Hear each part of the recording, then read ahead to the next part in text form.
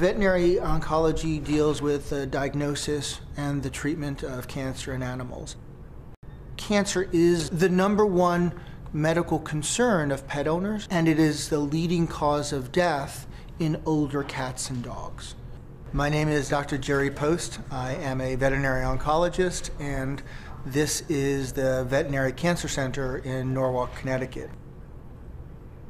Some of the things that I would advise every owner who has a pet to look for would be lumps that are changing in size, shape, or consistency.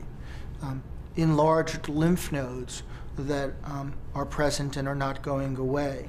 And once they reach mid to older age, I would recommend abdominal ultrasound as well as chest x-rays as screening tests so that if your pet does develop cancer, you can detect it at a much earlier stage. Much of the same common sense recommendations that are made for people are also made for pets. Keeping your pet active, keeping your pet at a healthy nutritional plane, and keeping your pet fit are all incredibly important, whether your pet has cancer or not. Cancers in animals occur the same way that they do in people, and they are affected by the same things. In other words, the environment that they live in, the food that they eat, the water that they drink, and the genetic makeup of the individuals all work together to give every individual, dog, cat, or person, a cancer risk. Many of the drugs that we use in veterinary oncology are the same drugs that are used in human oncology, and so there is an expense to them. We typically use the cancer drugs that are most commonly used for pediatric cancers. And a lot of those are the older, less expensive drugs. Now, with the advent of oral chemotherapy, with low-dose metronomic chemotherapy, we have so many more options available to us than ever before.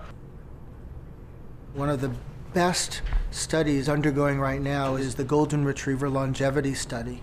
And this looks at golden retrievers over a period of the next 13 years to try and find out what are the risk factors that are leading to increased cancer risk. The Blue Buffalo Foundation for Cancer Research and the Pet Cancer Awareness Program have done more to expand people's awareness of cancer in pet animals than any foundation that we've ever worked with.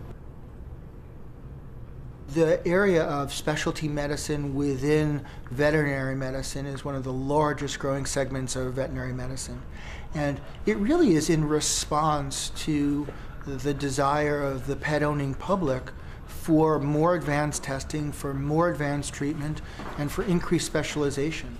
We now have, again, oral therapies, low-dose chemotherapy, a melanoma vaccine that harnesses the body's own immune system to attack the cancer. We have targeted chemotherapies that are given orally that target particular molecular or genetic defects that are found only within cancer cells. Cancer is not a death sentence. Most cancers are incredibly manageable, and it is rare that we can't do something to increase the quantity and/or quality of a pet who is diagnosed with cancer. Having done this for 25 years, the future looks brighter than ever before. There are advances being made in molecular diagnostics, in genomics, in proteomics, that gives me such incredible hope that we will be able to treat and eventually cure the majority of cancers that we see.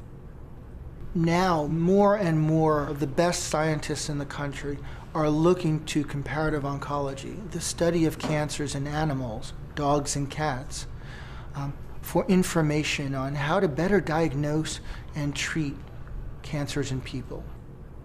My wish for every animal and every person that leaves here is that they leave here with hope. Hope that we can do something to increase their pet's quality and quantity of life.